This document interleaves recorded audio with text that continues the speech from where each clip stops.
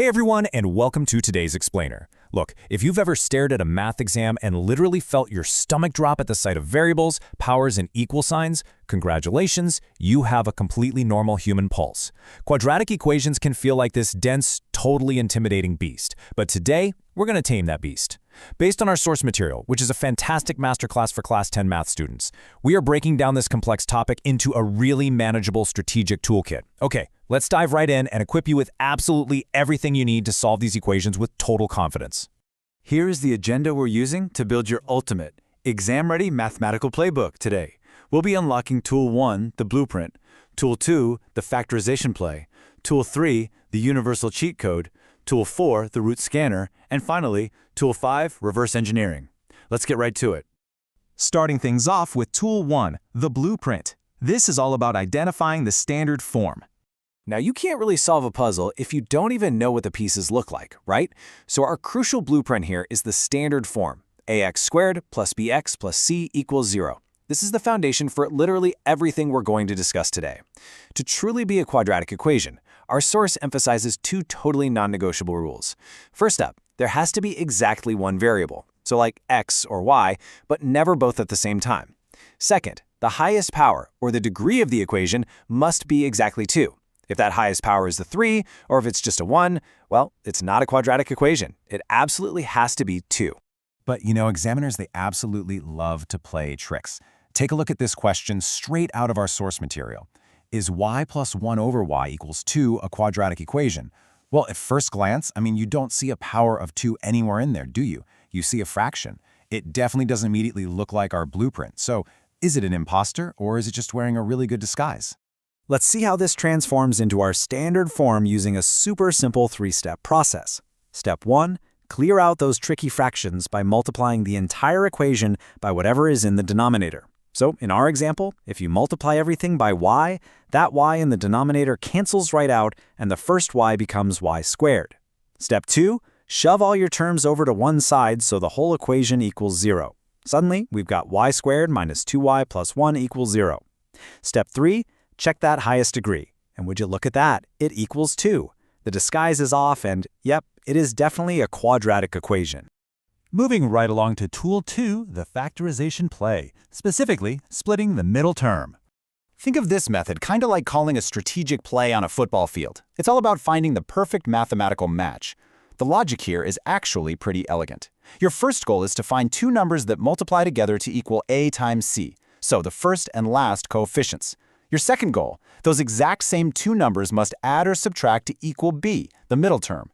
And here is a fantastic, simple rule for dealing with those pesky positive and negative signs. If you need to add your factors to reach b, just give both numbers the exact same sign. If you subtract them to reach b, give them different signs. Easy as that. To help you avoid some of the most common sign errors, the source shares this absolute golden rule. Give the sign of a to the bigger number.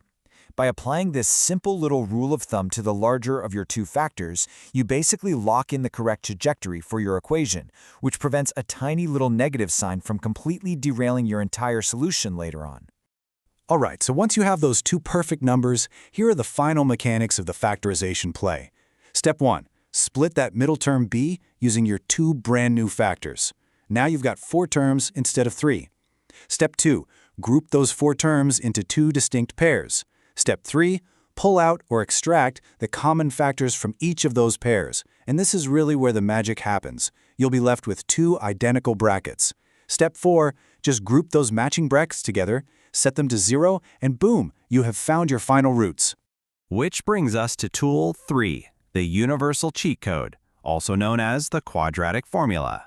But hey, what happens when finding those perfect factors feels like you're searching for a needle in a haystack? As our source material points out, it really comes down to strategic context. Factorization is incredibly fast, for sure, but it requires some pretty sharp mental math to spot those perfect factors, and sometimes the numbers just don't want to cooperate. The quadratic formula, on the other hand, yeah, it requires a little bit of upfront memorization, but its massive advantage is that it's quite literally a universal cheat code.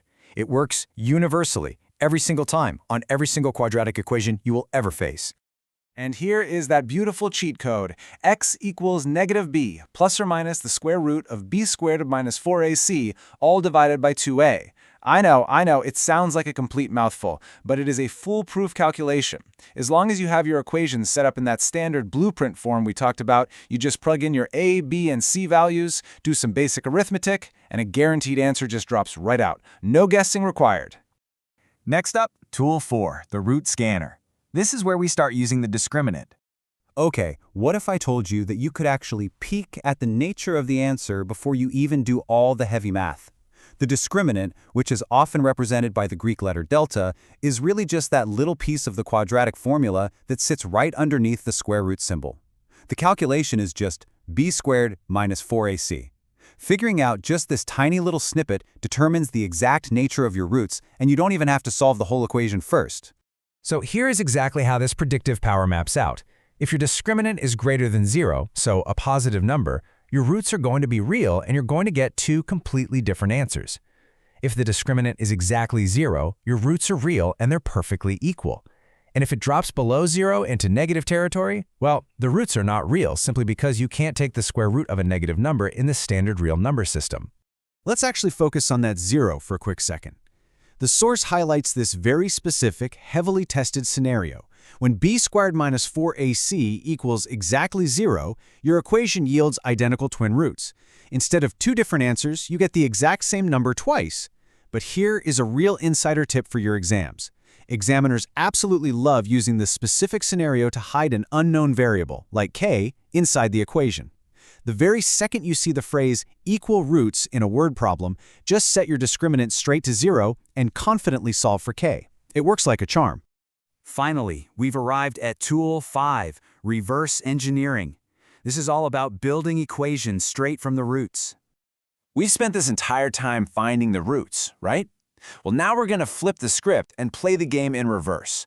We're going to start with the answers and build the equation backwards. Let's say an examiner just gives you the final roots, which we'll call alpha and beta.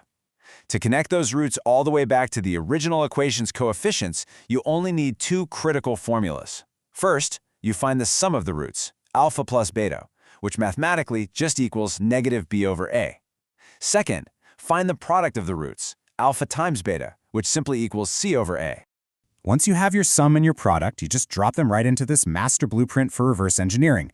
X squared minus the sum of the roots times x plus the product of the roots equals 0. Now notice that minus sign right before the sum. Our source explicitly warns that students constantly forget this highly critical minus sign. Seriously, write it down, highlight it, remember it. If you do, you'll have the power to instantly rebuild basically any quadratic equation entirely from scratch. Let's actually put this to the test right now. If your given roots are 0 and 4, can you build the original quadratic equation? Well, the sum of 0 and 4 is 4. The product of 0 and 4 is 0. Plug those right into our builder equation, remembering that supercritical minus sign, and you get x squared minus 4x equals 0. Boom! You just reverse engineered a quadratic equation in a matter of seconds. You now officially have the ultimate toolkit to identify, factor, scan, and build quadratic equations. But wait, remember earlier when we said a negative discriminant means the roots aren't real? Well, if they aren't real, what exactly are they? And where do those numbers even exist? I guess that is a tool for another day.